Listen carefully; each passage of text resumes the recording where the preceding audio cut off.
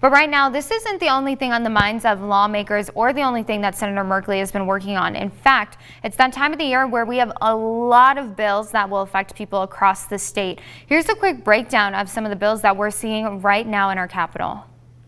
Lots of bills to go over here, many of them taking shape and moving through the Oregon Senate and House. First up, we've got Senate Bill 592, now passed and heading to the House for a vote. Lawmakers say this bill will protect Oregon workers by enforcing stiffer penalties for workplace safety violations, especially for employers who are repeated violators. It'll also align Oregon OSHA policies with federal OSHA standards. Next up, he will kill the next victim. He will kill that girl. Richard Gilmore, or the jogger rapist, was released in December after his more than 3-decade prison sentence. 2 of his victims were in Salem this week advocating for stricter sex offender laws. This is not a party issue. I hope that everybody can come on board with this because this is really a community issue and a society issue.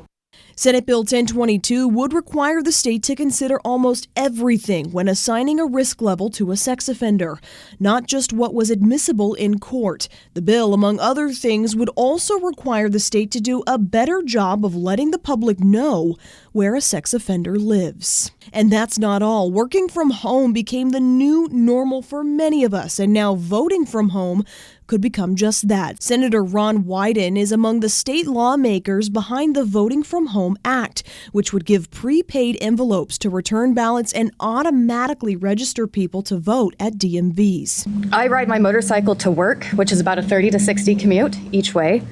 Lastly, hitting the Oregon roads now, lane splitting could become legal in our state. This is a process where a motorcycle rides along the line between lanes of traffic and passes by all the cars on either side. One of the most dangerous situations I face as a rider is stop and go traffic because I don't get a legal exit strategy.